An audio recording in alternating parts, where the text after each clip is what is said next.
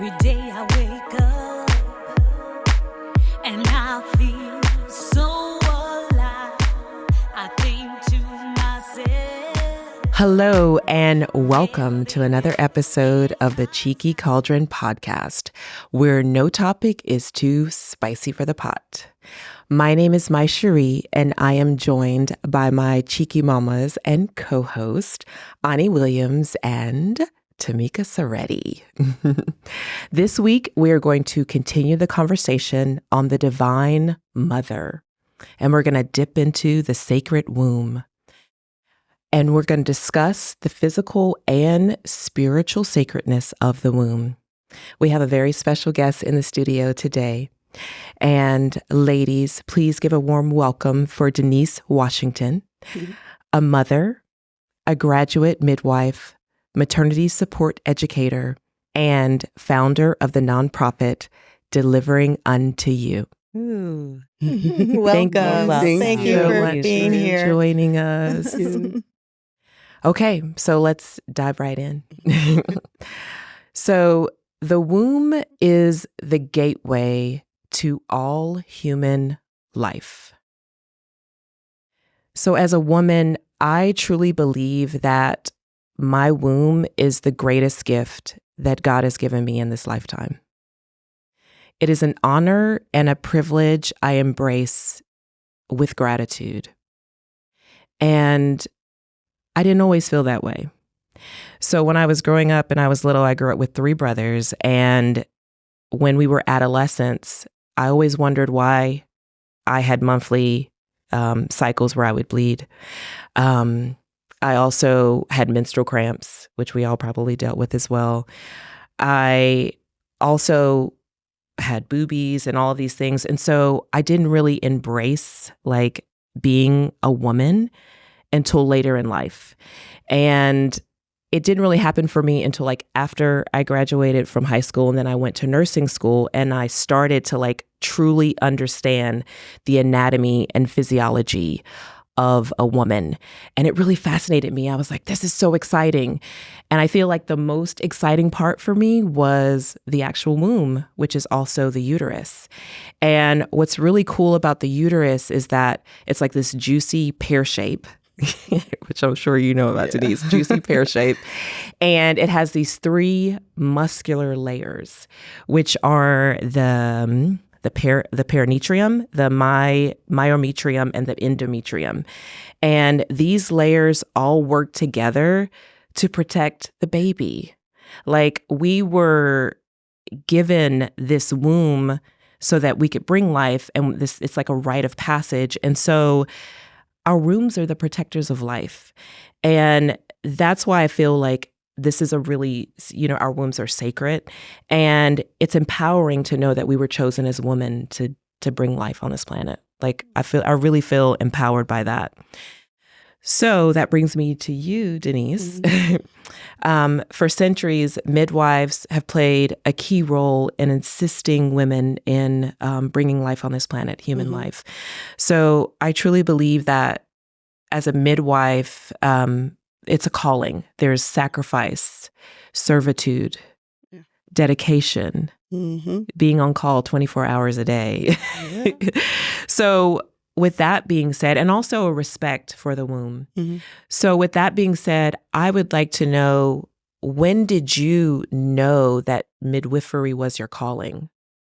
So honestly, I probably didn't realize that midwifery was my actual calling until maybe 12 or 13 years into being a doula.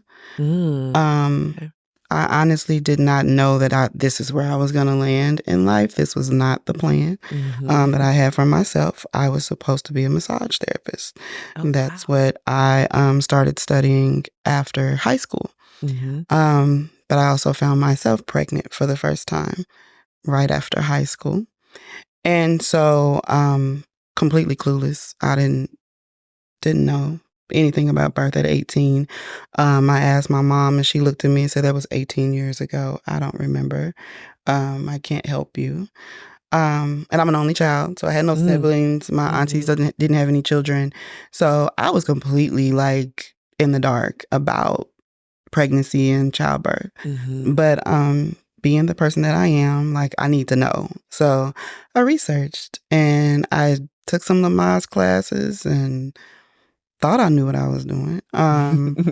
Clearly did not. Got into it, and so many things happened to my body that I was not prepared for. And I was alone. And so it was like I was kind of pushed into those things. Yeah. And at that particular time of my life, I was homeless. My mother, I think my pregnancy freaked my mother out on a level that I would probably never completely understand. I know she had her reasons. Of course, she didn't explain them to me. But I was living in a shelter for other pregnant teenagers who were all younger than me, by the way. I was 18. I was the oldest in the house. Youngest at that time was 12. Wow. So all first-time moms. I think it was one girl there who was maybe 15 or 16 that had one child already.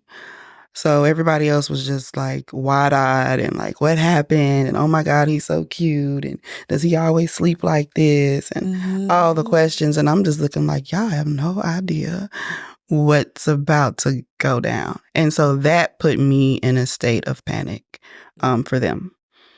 So I went to the director and was like, they're not ready. I wasn't ready. I'm still dealing with what I went through. How can I help them? Where's the help for them? Like, there's nobody teaching us anything. And she was like, well, go to the births. And I was like, she's like, yeah, I'll pay you to go. Somebody has to be there. Because all these girls were in state custody. So they were either juvenile offenders or foster kids. And so they had no one to go to their births with them. So I was like, oh, okay. And that's literally what I did. That's how I started. I would just go. I didn't do anything. I didn't touch them. I didn't give them any massage. There wasn't no incense burn. It was nothing. Wow. It was just me holding space. Holding space. Me sitting in that chair next to them and really not knowing what to do, but to tell them like it's gonna end, right? Yeah, when the baby comes out, it's gonna end. And then, seeing it from the other side, right? Yeah. This is my first births that I saw.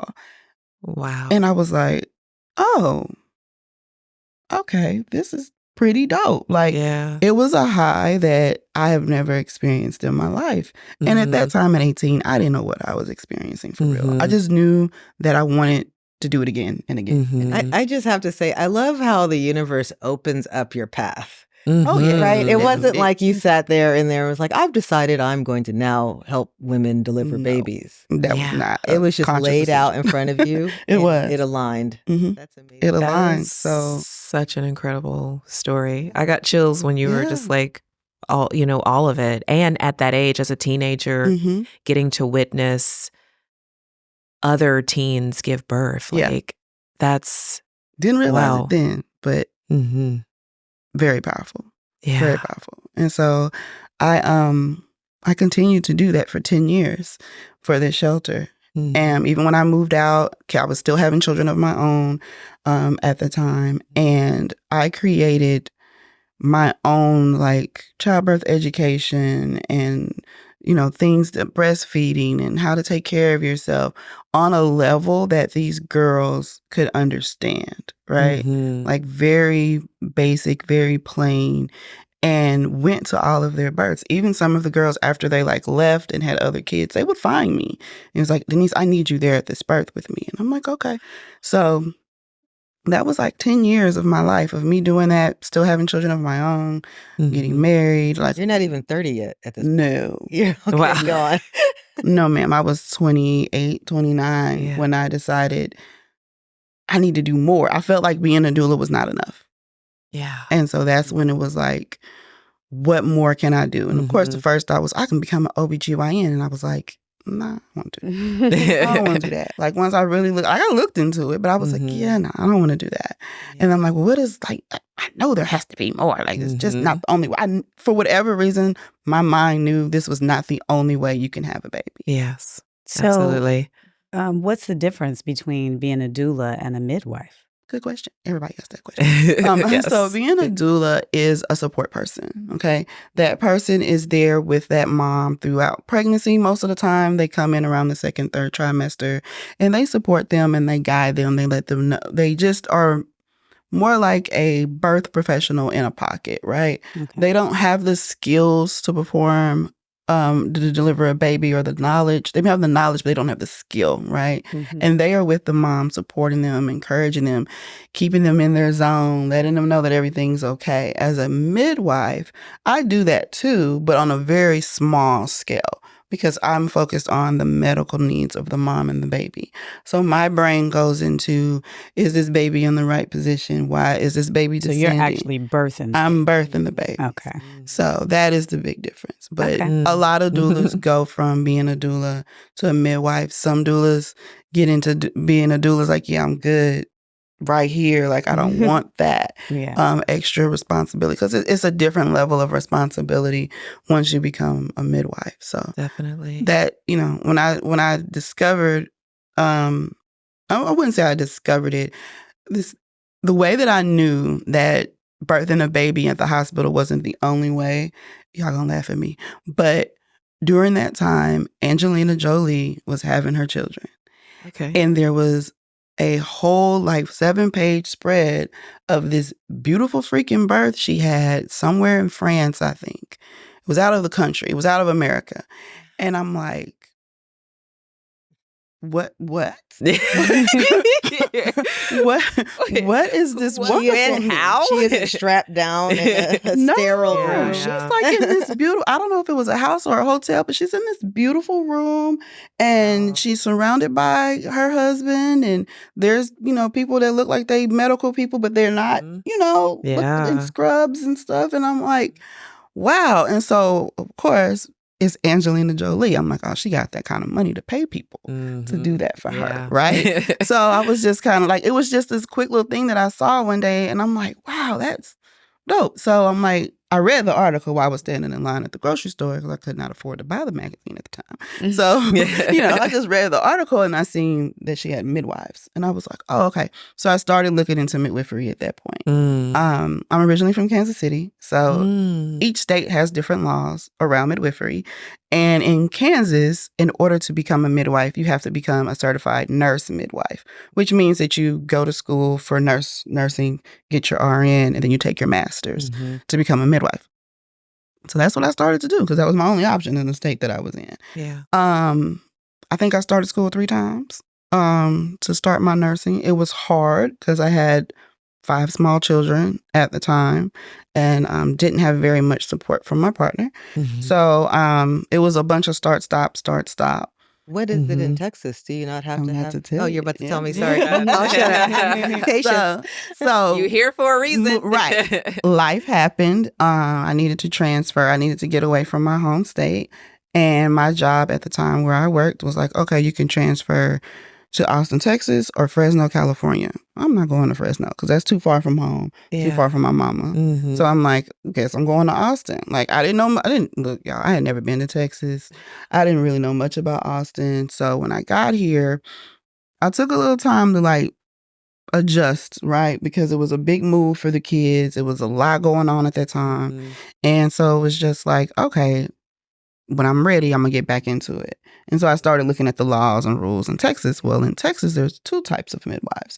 You can be a certified nurse midwife if that's what you choose, but you can also be a certified professional midwife, which is the path that I chose. So I don't have to go to nursing school. I just go straight into learning how to be a midwife. So we take all the classes, anatomy and pharm meds and all that kind of stuff. And then we do an apprenticeship with a midwife, and we learn one-on-one with another midwife. They want you to do it for at least 3 years. Most of us midwives of color do take way longer than that, because we still have life. So we still have to work and pay bills. And so therefore we can't be full-time, all in going to clinic 3 or 4 days a week, going to every single birth. Like, we just don't have the capacity. Most of us do not have the capacity to do that. And I definitely did not. Especially with 5 children. Yeah. It's and they like were young. juggling school and 5 children. So I want to dip into the history of midwifery because I feel like we need to, like, that's where we need to go now since we're talking about that. So since the beginning of human civilization, indigenous cultures all over the world practice traditions around birth, and many of them are spiritual and rooted in nature and in herbal medicine. And all over Africa, traditional midwives and healers like shamans were an integral part of this medicine for centuries. And then in the 17th century, when Europeans brought Africans to the United States and also the Caribbean and Brazil, some African women were forced to be midwives and actually my children's great-great-grandmother was a midwife in Tennessee. So she was one of the ones that was kind of forced to have this this role of midwives for in these colonies. And so midwives were the main healthcare providers for birth until the turn of the 19th century. And that is when male physician replaced midwives with the male supervised obstetrics, which we know as OB. And that was really the downfall of like where the womb, the sacred womb that we're discussing, was devalued, and this ceremony and this ritual around birth was kind of taken away because there was money in birthing. They knew it. They knew it. They knew it. And so there's this documentary that I love. I don't know if y'all have seen it, but you probably saw it, The Business of Being Born. Yep. Yeah, it's by Abby Epstein. And so she directed it, but it unpacks the ways of the American healthcare system and their approach to childbirth. And the U.S. specifically, not just all over the world, but the U.S. specifically involves hospitals, drugs, obstetrics, and women laying on their back. But when you think about when you're giving birth to a child, you squat in indigenous times. It's basically gravity, but the drugs and the laying on your back became really huge. But I think we're back into this space of wanting to be home and having this like Angelina Jolie birth that you're talking about. Yeah. And so that brings me to the question for you is, in the sacred room, the work that you're doing in Austin right now, being a midwife and a maternal support educator, I think is just phenomenal. Can you tell us about your nonprofit, Delivering Unto You, and the work that you're doing specifically with like Black families in Austin? Yes, I'd love to. So Delivering Unto You was the birth child of me becoming a midwife. I've been a doula for a long time, seen a lot of hospital birth. So I felt like when I started learning about midwifery, the history of midwifery, right? And really getting into what it was before it came over here. And then seeing how it was being portrayed here in Austin specifically, it didn't match. Yeah. It didn't match. And when I looked around to see who is doing anything about this, like, unfortunately, at that time, I think there were 2 Black midwives in the city. And they both were very aware of what was going on, but they weren't really, trying to make a big change. They were just trying to survive, right? They were just trying to make ends meet to take care of their family because that's, we have to live too, right?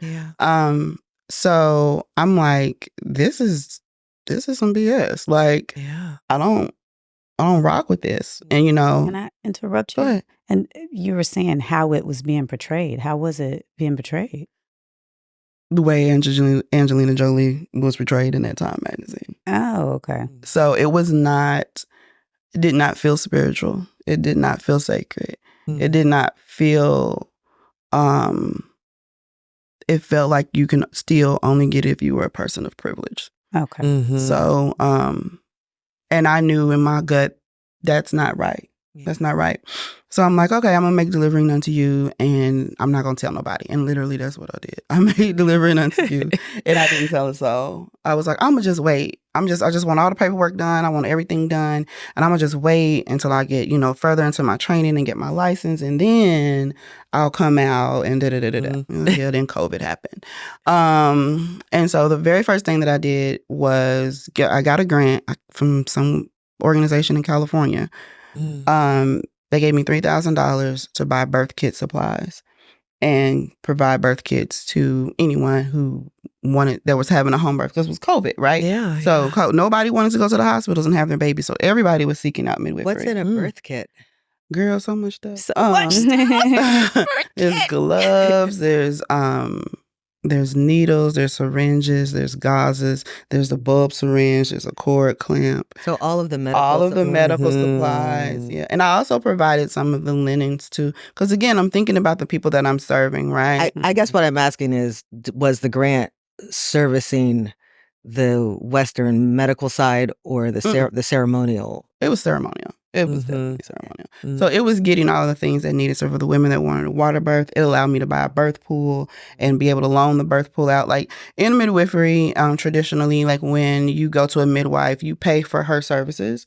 And then if you want a home birth, you have to get those supplies on your own to have a home birth. So that was like another barrier, right, that people were facing. And once again, if you have the money, you can do that. Exactly. If you have the money, you can. So it's normally anywhere, like if you don't have a water birth, the birth kit is probably about $150. But if you do have a water birth, you're looking at like $300 on top of whatever your midwife is charging you. Yes. Yeah. So I just started making me and my kids sit in the garage, putting birth kits together. I love it. And delivering them to people and picking them up. And that's how it started. And then so again, I'm always 3 or 4 steps ahead. I'm like, I have to do more. Okay, this is great. I need to do more. What else can I do? So the next thing that I did was I started the maternity care fund. It started off as a GoFundMe, again, during the pandemic, trying to help people pay for midwifery, right? Because a lot of insurance won't cover midwifery care, and Medicaid will not cover a CPM in a home birth. They'll cover it in a birth center birth, but not a home birth. Yeah. I don't think insurance covers at all, like home birth. Like some do, very few do. Okay, yeah, very few do. And like Medicaid doesn't cover it at all. Doesn't cover the birth itself.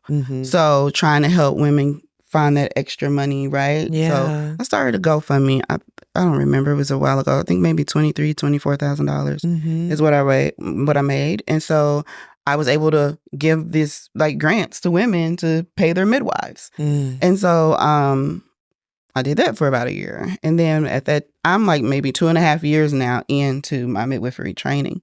And so my preceptor came to me and she was like, what do you want to do, Denise? Like, what do you want to? Because the first thing, and mind you, my first preceptor was a white woman. The first thing I said to her when I met her is I said, I don't want to help deliver any more white babies. And she said, okay. And I said, just hear me out. I said, I've worked at this birth center as an assistant for 2.5 years. I have not assisted one Black woman have a baby in that birth center. I don't want to help deliver no more white babies. And she said, okay. She said, well, you bring the patients in, then they're yours.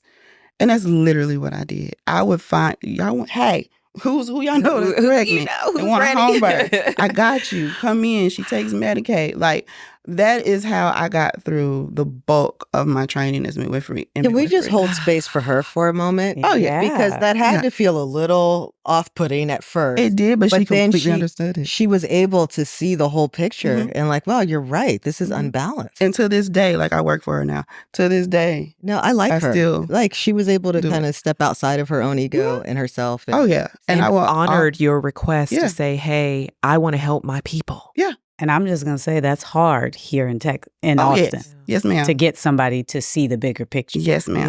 Yeah. It is. It was. And she did. And I will always and forever and a day be grateful and appreciative of her for allowing me to train the way that I wanted to train and to service my people while I was training. I have so many clients that we did multiple births together. And she let me take the reins. Of course, I was still learning. I still would have to get corrected on things, or she would show me things and techniques and stuff like that. But I was still the face that my client saw, Yeah. So, after doing that, after maybe a year with her, year and a half with her, I was so like, I need to find a Black midwife. Like, I need to train with a Black woman. Like, I was really like going crazy. And so in 2021, I went to San Antonio with a Black midwife in San Antonio. And we had been knowing each other and talking to each other off and on for years. I was going to ask if you had already started to form a community. Well, my doula community is really my community. Okay. There's really no like Black midwifery community. There's Hispanics. There's probably 5 Hispanic Black midwives in the city. Right now, there are no licensed Black midwives in Austin. There's none. None? Zero. No. Hi, how you doing? Yep, I'm in. Once I get my license, I will be it. Wow. Yeah. It's mind-blowing because it's 2024. And when we go back to the history of how it all started, it doesn't make sense. It's like it's hard for us to comprehend that there are no. At this time, there are none. The last one moved last year, 2023. Because my midwife was Jewish. She was not Black, but she was very aware of everything that was happening in the community. I don't know if you know Brielle Epstein. Yes, I know Brielle. She's my heart. My grandmother was a midwife, and of course, it wasn't called that. It was just call Fro, somebody's having a baby. So she would go and do all the things. She had 10 kids herself. Oh, wow. She had more than me. Was this in Louisiana? Yeah. And she was the woman who would go, because back then everything was segregated. Yeah. A lot of people couldn't afford to go to the hospital. So people had a lot of Or it home was births. too far. Yeah, it was too far. Yeah. My other grandmother got on a Greyhound bus when she got pregnant to get to the hospital in New Orleans. Yeah, but the one I'm talking about, there was no name for it. No doula, no midwife. It was just Fro knows how to have a baby. So you called her, and she would do that. She would turn babies, help save people's lives and everything. And there was no. It's really interesting that present day we don't have the African American Black midwives, women of color. And I wonder if it has anything to do with generationally, like what we went through, and also like the capacity to be able to bring this life. Like you were saying, it's like I'm juggling like 5 kids and school and trying to do all the things and having this time and space to be able to go to school, because it's a sacrifice unlike any other. Like you're on call 24/7. It's a dedication. And so if you're your great grandmother and or your grandmother and my kid's great grandmother, well, they were working in master's house. Well, I don't know about you, but like Anthony's his grandmother was actually she was on a plantation. And so she was called in to do it. It was her job to do that. And so now I'm thinking we go into nursing where it's all this medical as opposed to the spiritual side of what our ancestors gave to us. Right. We've not brought that in modern times in Austin, Texas. It's so bizarre to me. Well, one of the big things, too, is we have to talk about this is Austin and the displacement of Black people. Exactly. Because they are moving away from Austin in droves because they can't afford it. Right. And that's a conversation for another time. Yes, that's part of probably. That was going to be my next question I wonder what the demographic is for Black midwifery outside of Texas. It's low wherever you go. Okay, it's low wherever you go. I think last time I looked at stats, Black midwives make up 3% of the whole midwifery community. So it's low. Now there are pockets in other states where there is a community. For example, Atlanta, there are several. Look at the demographics. Yeah, several Black midwives there. The same is in Louisiana as well. So there are places where there are midwives. Like I think we all know each other or at least follow each other on social media. That's like, great. Like that's how small the community Black is. midwifery community is. But I just want to say one thing before we jump, because it is slightly off topic, but to speak to what you were talking about how it used to be this sort of norm within our community to have the ceremony, to have a person of color come in and deliver the baby. I think the fact that we finally were given the opportunity to go to the doctor, like finally, like medical services were made. So it's like, oh, this is, we're coming up, moving up like, in the world. Right. Right. Yes. But look at what we lost. Yeah. It's kind of like what Elijah Muhammad spoke about. Like here we are trying so hard to adopt this white culture, and how much of ourselves are we losing? Yeah, absolutely. I agree. Yeah, that's definitely what it is. And that's why so many, like, if you just go back I guess 2 generations now, a lot of our civil rights leaders were born at home because they were not allowed. Their moms weren't allowed in the hospital. They weren't allowed in the hospital. They weren't allowed in the hospital. So they had to have their babies at home. Yeah. So that wasn't that long ago, Sure wasn't. Well, when I had a home birth with my first was in 2010, and there were people, and mostly Black people, they were like, oh, did you do that on purpose? Did that actually happen on purpose? Like, did you mean to have a baby at home? Like, was it an accident? Like, yeah, I was like, are you kidding me? It was the single most thing that I wanted to do, more so than anything, honoring giving natural childbirth, honoring my mom, honoring my ancestor. It was like, I wanted that rite of passage. Right. But it was kind of like, like doing it at home means you don't have the means to do it at the hospital where you have 24-hour service and you ask the nurse for this and that. But I'm like, no, you haven't experienced a home birth to understand. Right. But I want to talk about your classes that you offer. There's this one that actually stood out to me, and it's called Care for Queens, which is the postpartum classes. And so when we're pregnant, our bodies are flooded with all these hormones, like all the things like HCG, progesterone, estrogen, everything's up. And then once the baby is born, we're depleted of nutrients and minerals that we need, and our hormones are out of whack. Yeah. So that kind of leads me into a discussion about postpartum depression, which also has to do with like this womb healing that happens after baby comes. It's like, what do we do? All this is going on. So do you work with women who have had postpartum depression? Yeah, that have suffered from postpartum depression, who are probably at high risk. Unfortunately, I work with the Black community, and that's where we fall, So I watch all of them, like because just on the strength of being a Black woman, you are at higher risk of getting postpartum depression. So let's make sure that you have a system in place. That is one thing with all of my patients and my doula clients. When we talk about the postpartum before we're in the postpartum, right? We make a plan. Who's going to be at home with you? Yeah. Who's going to be helping you with this baby? Who's going to be feeding you? Who's going to be giving you water? Who's going to be giving you breaks to go to sleep? Who's the people? Yeah. And a lot of Black people here in Austin are not Austinites. They are transplants and don't have family here.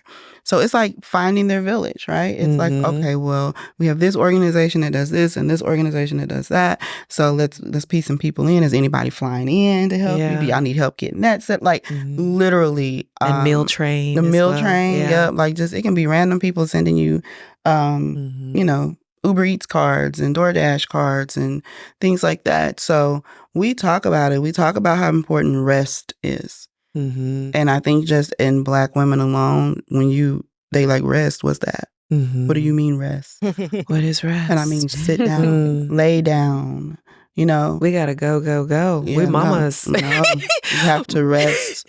You have to let you have to let your body heal. Traditionally, it's 40 days. 40 days. 40 days, that mom does nothing. She is waited on hand and foot. Other women come in and keep the house clean, tend to the other children, cook the meals. 40 days. Because sleep is the best thing to combat depression. It is. Mm-hmm. And just to regulate and to regulate your hormones. Yeah. And what's interesting is that the idea of 40 days, I'm like, 40 days of like not having to do anything, what would we do? We'd go nuts. Right. But back in the day, the grandmother would come in or the aunties would come in and help. And now the aunties are working and the grandmother has to work. People are on vacation. It's just like we don't have that same village in place. And so we have to rely on our friend group and and making that our village because it's changed so much. It has. Well, I tell my clients now, I'm like, I know 40 days is probably just unimaginable. Like there's no way, but give me 14. Yeah. Give me 14. Meet me halfway. Give me 14 days of you being taken care of. I just want to give a shout out to my mother because she came in with both births with her big overgrown baby. And I was like, help. And she like held the space for over a month. Yeah. I love that. I love it. My mom made it to the first one and then my grandmother came the second one, but they both had to leave and go back to their lives. Yeah. So for you, I have a question for you. As a psychotherapist, what are the signs to look for when diagnosing postpartum depression?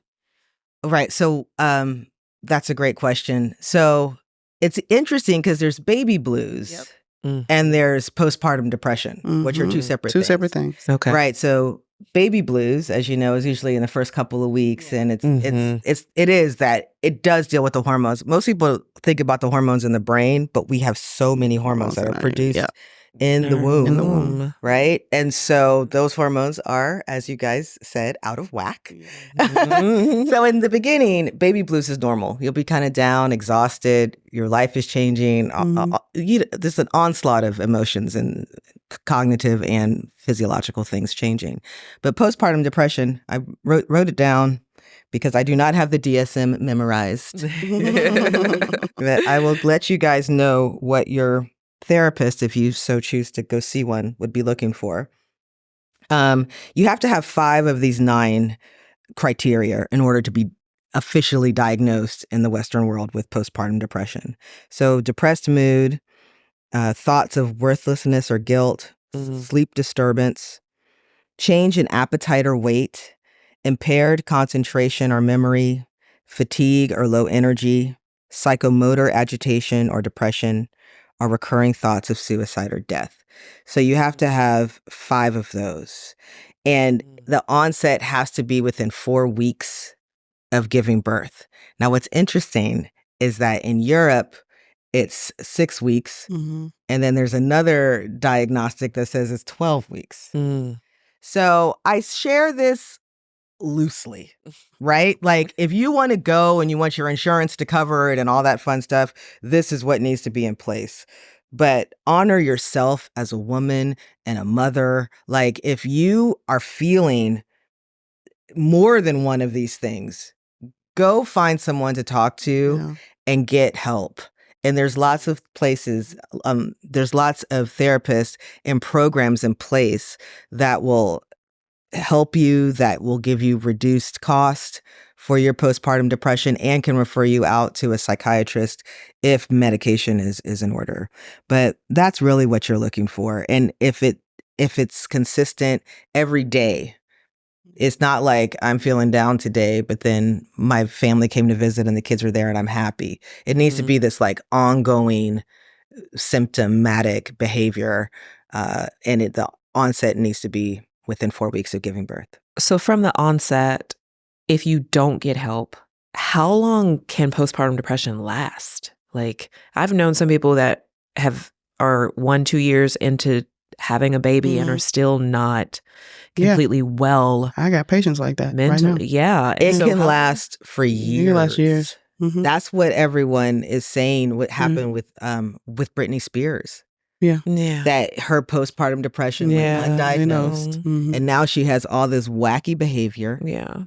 And everybody's like saying she's crazy, but I'm like, no one was there to help her. No one was there to help her. Abandoned by her family. Yeah. And they took advantage of her. It's like, and she was forced to go back to work. Like she had to go back and start performing again. And it was never really dealt with. Her mental health after giving birth to those boys was never really. And then it was long-term, like they had her on lithium, trying to treat her for who knows what. And it was probably. Yeah, they were saying she was bipolar. But I think too, I don't know her. She's not my client. I've never met her. But judging from the information that we received, she definitely is a candidate for postpartum depression. And for people who are saying it's not a thing, it's the same thing as saying that depression's not a thing. Right. Exactly. And when you spoke to the Black community being a higher risk, one of the higher risk factors is if you've had depressive symptoms before the baby. And our community is struggling with depression that's undiagnosed and untreated. Absolutely. And I think in line, like a good ally for seeking help with therapy, also incorporating like a healthy diet, exercise, herbs. I don't know if this is plans that you offer for your. Yes, of course. I can look at, I've suffered with postpartum depression with 2 out of the 3 children that I gave birth to. And I have been depressed most of my, teenage and adult life, just trauma and things that I've been through, right? So I recognize it as soon as they walk in the room. I know what it looks like. I know what it sounds like. And I probably, freak some of them out when I go, okay, so how's your mood? How's your emotions? And they're like, huh? I'm like, yeah, what's going on? Talk to me. It's okay. We're in a safe space. Like, and, they'll open up to me and they'll tell me. And it's like, okay, the biggest thing is a lot of these women are not taking care of themselves. They are not taking breaks. They're just going and going and going. And anybody that watches this that knows me is probably sitting there laughing right now because they know that I was that person. I did not stop. I did not do 6 weeks with any of my children. With one of my children, I went to college that night and took a final. The day they discharged me, I went in there with my baby on my boob and was like, give me my test. I got to pass this test. I got to get this degree. Yeah. Wow. You can go. I was just going to say, how can you take the time and do that when you said we're one of the community that's most on the verge of collapse most of the time, and we're just trying to survive. I'm just trying to survive. And, having my children between 18 and 25, I was surviving. Yeah. I was surviving for those kids. So it is a luxury. Health has become a luxury. Yeah. And so it's like. Well, I remember when I was giving birth to my son, he was my first child, my oldest, and we were producing, my brother and I owned a production company. We were producing a television show, and I went into labor early. I was he was born a couple weeks early, and I was supposed to be on set. So I had my laptop in the room, and the nurse kept coming in, taking it away from me. I would wait for her to leave, and I would go get it back. And like they were calling me, and it was all men and me, right? Yeah. His father was also working on it. So his father was there, my brother was there. It was all men, and they don't care. I mean, they cared, but they didn't understand. They didn't understand. And it was my sister who called me and was like, I'm flying in tomorrow. I hear you won't put the computer down. She started yelling at me. Like, stop and give She must birth have been to this calling child. the nurses station, checking on your butt. I think my mom ratted me out to her. Like, she won't listen to me. She's like, I need backup. Yeah. But the whole time I'm sitting there thinking, like, this show needs to go off without a hitch. It was our first season. Yeah. And I was like, I need this to all go smoothly because I'm thinking about taking care of this baby. Like, I'm thinking about the money that's coming with the next show and on and on. Like, this was our livelihood. And me and his father were in the same field. So it was like, it was his father's money too. It was like, it wasn't like I had a husband who was over here making money. Yeah. Like, y'all were making money together. Yes. Yeah. So I was like, you want to eat, little boy, baby? You better let mama work. Like, I get it. Oh my gosh, I can see you now. I see the vision clearly. They strapped me down. It was terrible. I wonder why. I kept taking off the thing. I wanted to squat. I finally ended up strapped down, yelling, like, this is inhumane. Oh my God, that's amazing. That's amazing. So speaking of like vision, so I really wanted to ask you something as a midwife going back to the womb. So I had the privilege of having 2 home births with my partner, and I had a birth plan and all of that. So it was a beautiful experience, but I'm on this side. My body is here and the baby is coming out here, and everyone else is on the other side. And in real time, I don't know what y'all are seeing on that side. I don't know. I don't know. You can't see down there. I know. I want to know. First of all, how many births have you assisted? How many births have you attended? Like, can you just like off the top of your head? Can you like? I know for sure more than 300. Oh, Yeah, wow. you started more than 300. Yeah. Started 18. 19 years old. So over the past 23 years, you're about 300, 3 to 325. So I have a question about, which is like so exciting to me, which is the most painful part of giving birth is crowning. When the baby's crowning and that cervix is opening up, that like a lotus flower, what do you see? I see. Well, what I see besides flesh, right? I don't know how to really put it into words or to describe it because I feel what I see. One thing that I have discovered within myself is that I am more spiritual than I give myself credit for. And becoming a midwife made me honor that. And so remember the feeling I told you that I always get? I always get the feeling, right? I'm getting it right now because I'm talking about it. I see the portal. I see the soul coming. And so when I'm watching, when I'm down there, when you're getting, like you're pushing and you're doing your thing, and I'm seeing this little, just this little peak of the top of a baby's head, right? And I'm watching it grow and bloom, and I'm watching you grow and bloom, right? Because it's more than just the cervix opening.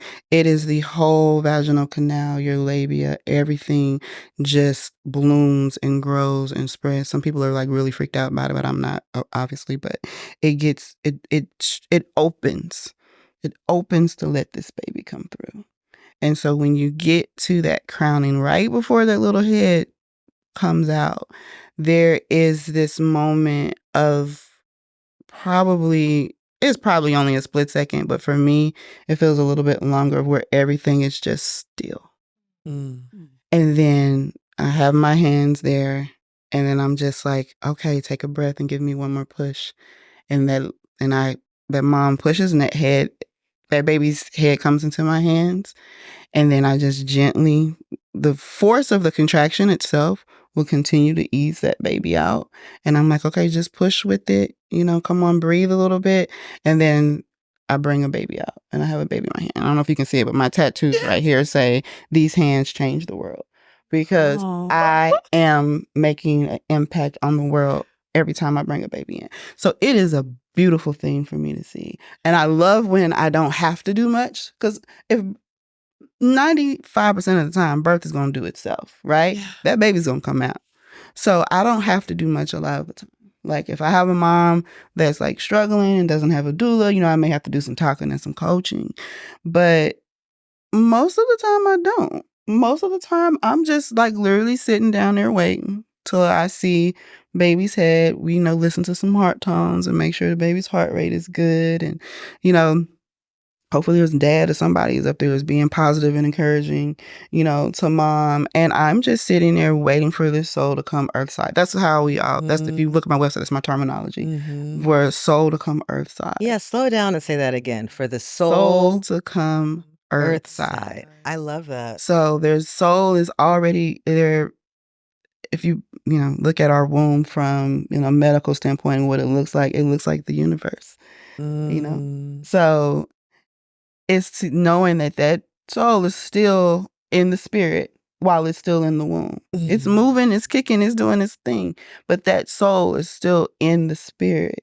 That soul does not enter until it transfers earthside to the that takes me back to what I said back when you were 18 and it was your journey. Like this is your Akashic journey, right? To do this work. this is why you came in, Yeah. and how it just laid out for you. Yeah. And you were this confused 18-year-old, like, what? I just want to help people. I don't know. But now it's so clear the way that you experience it, that this is what you were meant to do. That's just beautiful. Yeah. Now I know. Even the way people moved out of the way, kind of like the lady you said, I don't want to birth any more white babies. And she just said, here you go. She said, what you want to do? Because it was already written. Yep, Yeah. exactly. Because she knew. And I'm still like that preceptor and another one of my preceptors and another midwife who was Hispanic, who was a student at the time that I was still trying to become a student. She was like towards the end, and I was just assisting a lot.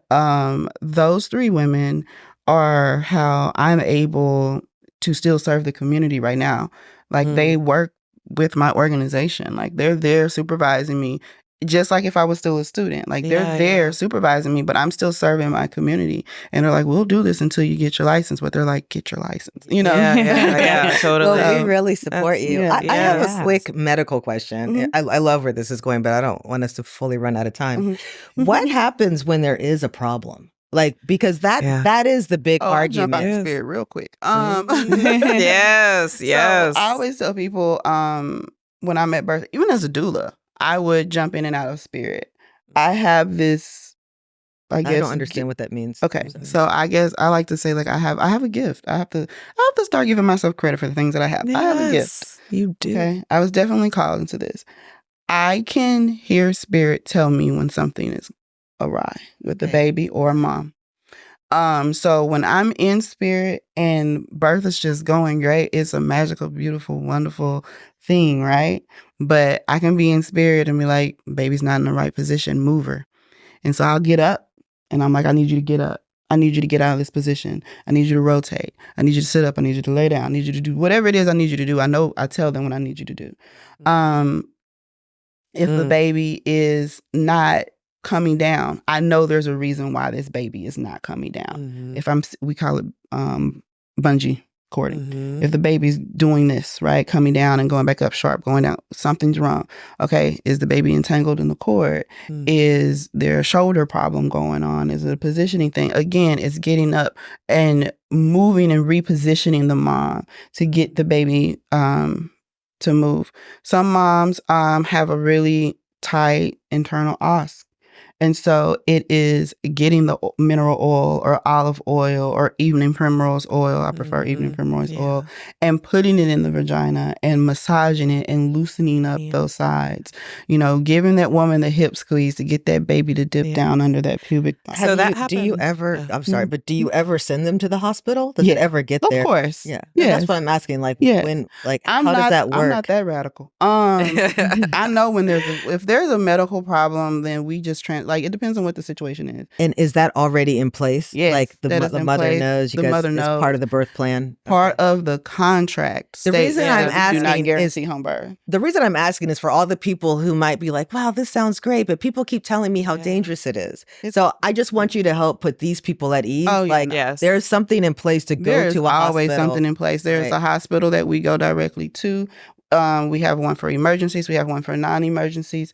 We have a team of people at the hospital that we transfer to that work with the community midwives that take in our patients for us. There's always things that go right. One of the biggest things is like a stalled labor, right? Like a woman gets to 5 centimeters and stays at 5 centimeters for like 10 hours. Okay, something's holding that baby up. There is no reason why for it to stall. Sometimes it's a mental block. I will say I've seen that in clients, but it's like, okay, then we'll go to the hospital, or maybe they're just exhausted. Maternal exhaustion is a huge thing because people get excited when they like figure out they're in labor. In early labor, they're like, oh, it's time. No, sit down. Like early labor is when you rest. Yeah. Right? Active labor is when you're active. That's why it's called active labor. So I get moms that, we're 24, 36, 48 hours in, and I'm like, this yeah, we need help. I would have said, check, please, and send me to the hospital. Right. I'm like, we need help. So I was in a little bit of a situation with my firstborn, with Tosh, when we were at home. But my husband at the time, he had everything packed and ready to go in the car just in case we had to go to St. David's. And Brielle came through for me because there was at one point where they got me out of the tub and they one of the midwives said, because I had two midwives, one of the midwives said, should we cut her? And I was like, I looked at Brielle and I was like, no. Cut? And then she did something. There was something that happened so I didn't know this, but his heart rate was low. He had the umbilical cord wrapped around him. Heart rate had dropped. I didn't know. I was like, oh, this is like, I'm just birthing. This is what it's all about or whatever. And everyone was like smiling, you're doing a great job. And I'm like, I'm doing a great job. I didn't know they had oxygen on me and everything. But what happened was the way he was like, I was like, it's great. And there was like a crime scene on the, everywhere. And I'm like, this is the way it's supposed to be. And what I didn't realize was that the cord was wrapped. His heart rate had dropped. And when she said, should I cut her? And Brielle looked at me and she actually, she looked at me and she said, it is time for this baby to come. And I was like, okay. Yep. We're doing this. And whatever happened at that point, whatever triggered me, all of a sudden he just slipped out like an anaconda. He was there. And then was the cord around his neck? The cord was wrapped. It was like thrown behind his back like a scarf. And they were like, of course you, with the scarves, because it was like literally wrapped like he had a scarf on. Oh my God. It was like he had a scarf on. And that was within a 3-hour period. I was already dilated by the time, but they were like, something is not, right. And my placenta was not what they expected as well. But I didn't know. And they still held space for me, and me not knowing that we had a little bit of time, but that happens in births in general. Yeah. Yeah, but they knew what to do, and we prepared for what to do just in case I had to go to the hospital. Wow, so the cord, though, the umbilical cord was around his neck, and you still didn't go to the hospital? No. That happens so often. Yeah, that People happens a think lot that often than not. Yeah. In our brain, we think, oh, the cord's around the neck, the baby's not breathing because it's choking the baby. The baby has never breathed. Yeah. The baby has never taken a breath. The baby is getting oxygen through the cord. Now, if the cord gets compressed, yes, you reduce the amount of oxygen you get, which is why they gave you oxygen, because the heart rate was going down, and that's how they knew. But there is something like we are trained in emergency situations. Okay, we all take the same resuscitation training that the nurses take at the hospital. Okay, so we have that training, so we know when things are going left. And if birth is imminent, birth is imminent. We're gonna birth the baby, right? We're gonna do it. We have to get the baby out, but then we might have to give the baby oxygen. We might have to give the baby some breaths. Whatever the case may be, mom may hemorrhage. We have those drugs. We have Pitocin. We have Silotec. We have tranexamic acid. We have those things. I'm so happy you're sharing all this, because it really is the thing I hear the most when people say they don't want to. No, we have oxygen. Yeah. We have oxygen. They gave me Pitocin after as well. Yeah. Because my platelet count was low, and they knew that. That's why they got me out of the tub. Active management. We can't see how much you're going to bleed. And even though I wanted to do this beautiful water birth, they were like, it's not all, they were like, it's better if you do. And so I was in a birthing chair where that was the best gravity pull for him to come out. But everything was there. Everything that in the birthing kit, and they checked off every single thing. They're like, okay, let's try this. Let's try this. And I even had a tug of war. I had like the ski rope. I did that. Rope. Yep. They were pulling one side. I was pulling the other side, and I was on the edge of the bed, and they were pulling for me to like have the pressure to push down. I could not believe it. Yeah, that's why I always want to know how it feels on the other side, because what I'm doing is I'm working with the womb to try to get the baby out. What y'all are doing, I'm oblivious to. We're doing so much, and we're with a smile on our face. Yes. We have to stay calm, and I'm just calm by nature. I've always been that way. Yeah, you can tell. Very late. Love that energy. So I'm just calm. Like, even in the emergency situations, I am the calmest one in the room. And I'm just like, okay, because I learned very, very early in life that when you don't stay calm and you panic, you mess up. And I'm dealing with 2 lives, right? So I better stay calm, because I can't mess this up. Yeah. So I definitely, I get that. But we have all of the training. We have those drugs.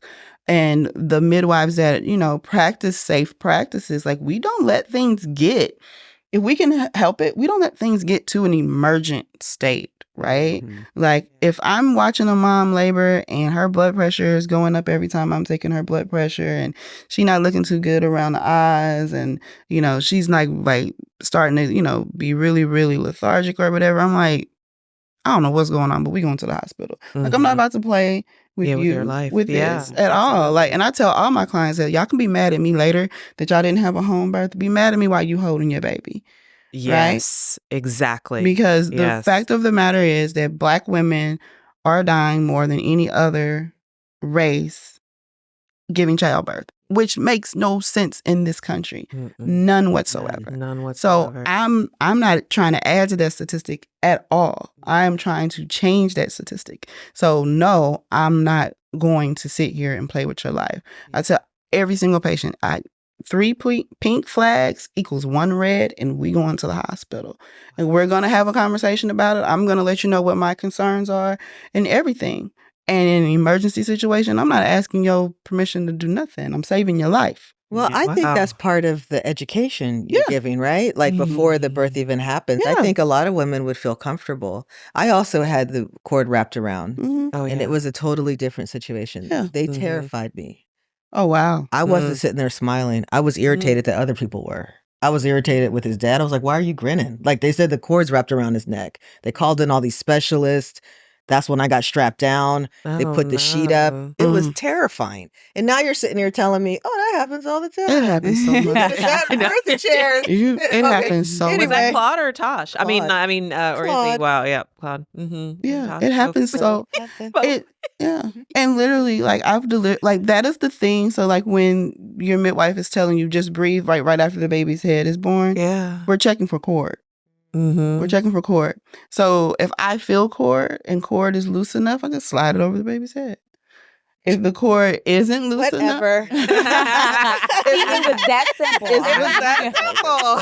simple. But if I can't slide it, then I'm telling the mom to give me gentle pushes. So I'm gently guiding so I can see how is this cord entangled with this baby.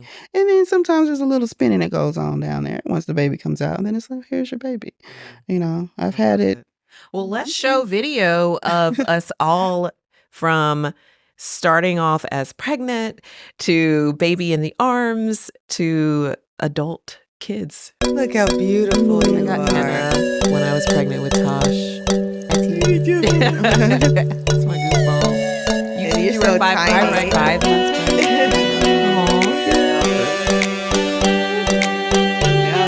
How old is he now? 34.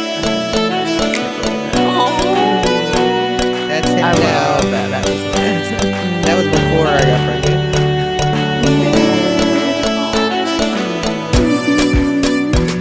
That was Brielle and Tosh. Aww. We need a picture. We need you. We need yours in there too. I'll find some. Yes. You gotta remember, this is the 90s, y'all. We didn't have like cell phones like pictures. I know. Yeah. So I'm going to say that's why I don't have a lot of pictures. But also, too, I can kind of relate to when you were 18. I was 21. I was in the military and I ended up getting pregnant.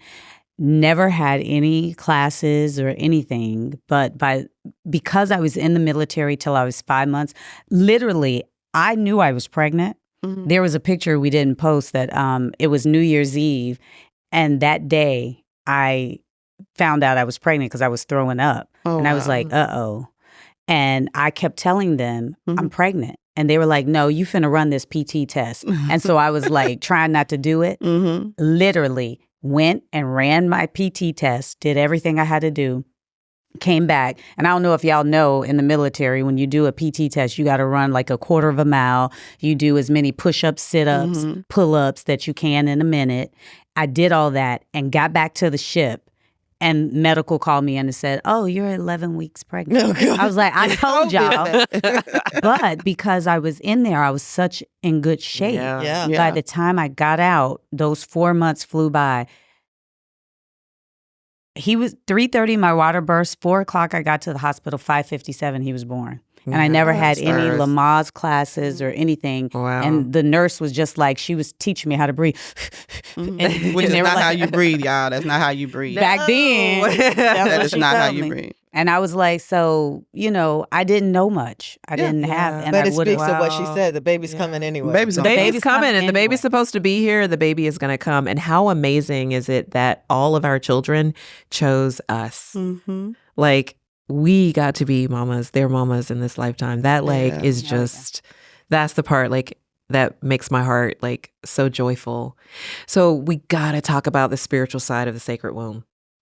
And I'm a huge fan of Queen Afua. I don't know if you know her book. Okay, so she has a book called The Sacred Woman. And this is a healing guide to the feminine body, mind, and spirit. And she's a holistic health expert, an herbalist, and her roots are in Afrocentric spirituality. And so she's really big on healing us as a people, all of this womb stuff going on. And so she believes that the womb is a storehouse for emotions. It collects every feeling, good or bad. So the condition of the woman's womb directly reflects the condition of a woman's mind, spirit, and their actions. So I wanted to talk about that, but I want to read what this poem in here from Nekhenna Evans, just a small part of it. She calls the woman a womb man, a woman for the womb part. Okay, it says, how can I become a womb man when I don't know my womb? I have never had a conversation with my womb, so how do I consider myself a womb man? I have been with you, grown with you, been through rites of passage with you from childhood to adolescence to adulthood, and yet I have never had a conversation with you. You have been a victim, a consequence to an action, a symptom of disease, an effect of my action. I have never spoken to you, consulted with you, inquired of you, cared for you, or understood you. And I call myself a grown woman. So that really resonated with me because I have a 10-year-old daughter, and all these things are starting to happen with her body. And I remember when I was young, I didn't have a relationship with my womb. I didn't know how special it was to be able to bring life on this planet. And so when I think about where we are right now, this is our sacred temple. How are we nurturing it? How are we loving it and honoring and respecting our wombs? And then what kind of generational wealth and trauma are we dealing with?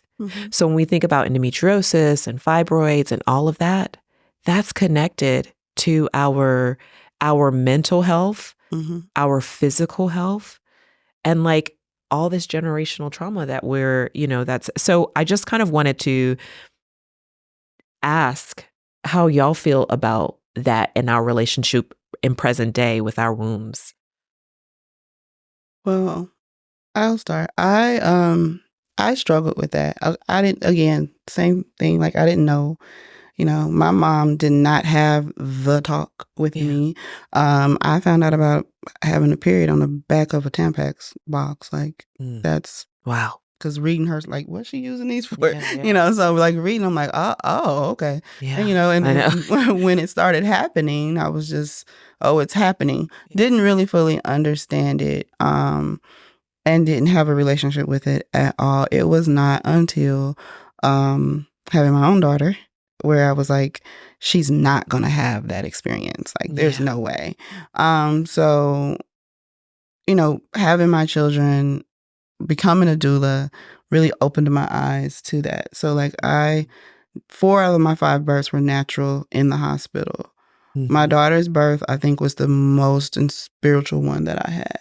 I really let go and I really allowed my body and my power to take over. And she was born in her sac. It was very, very moving for me. And understanding the power that I had within my womb, becoming a doula, becoming a midwife. And then I lost my womb. Back in during the pandemic, 2021. 2020. One of them years. I don't remember. It's a blur now. And I struggled. I struggled. I had one as well. Yeah, I struggled because I'm like, how am I going to, like the question to myself was, how am I going to help women with their wombs if I don't have one? I'm not losing no, y'all not taking my uterus. But it was literally killing me. Like it was. I had fibroids, polyps, and my body just wants to reproduce, baby. It kept growing stuff. I'm like, what is this? Like, we're not having any more kids. Like, what are we? And so it finally was like, it got to where it was so full of polyps that I looked like I was about 4 months pregnant.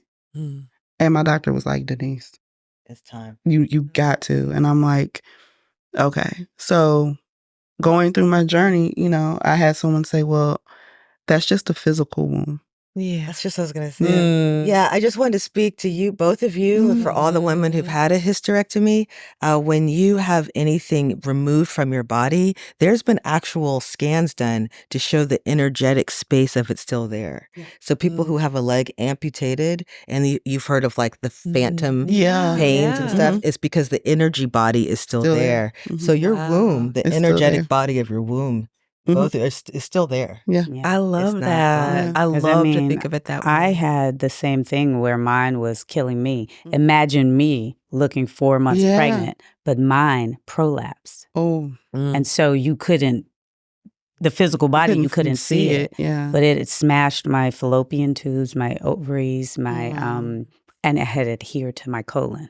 And so that was giving me problems. So I didn't have any choice. It was like that or just, and it got to a point where my doctor, we were watching it, we were trying to shrink them, the fibroids, and then we found out after she took it out that I had endometriosis, and it was super bad. If you saw the pictures, you could just see it on the uterus. And so she got to a point where we were watching it, and she was like, we can't watch it anymore. If you want to have this laparoscopic surgery, we got to do it now. And I literally was in the hospital like 3 days later. Did you have an emotional sense of loss akin to Denise, like when you realized that your womb was gone? I don't think I did, because I didn't have a relationship with my womb in the first place. So to me, there was like, a problem was gone for me. And I didn't, a lot of people put their womb with the fact that they want to have more children, and their sense of or worth of being a woman to being able to have children. I didn't want any more children. I had one. I was like, I'm done with that. You know, so for me, there was no loss. Yeah, so it's different. What about in terms of the trauma? Because I had endometriosis, and I know that was directly related to my childhood trauma. And the one way that really helped me through it is I switched my diet. I started doing my own research, because no one's going to tell you. No. They're not going to tell you.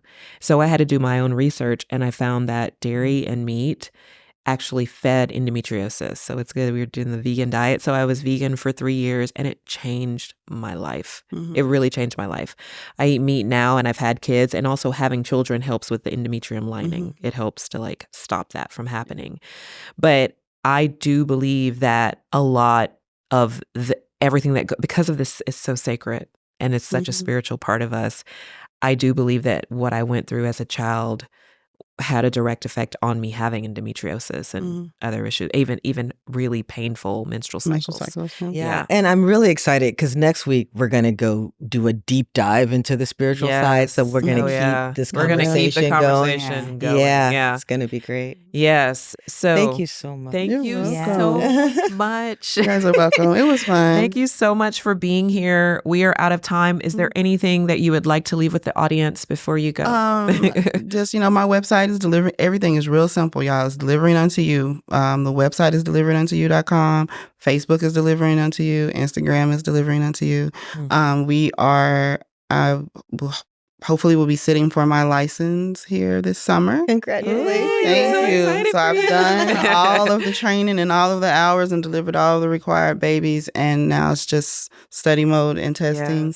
And so there will be a lot coming once I have my license. A lot of changes.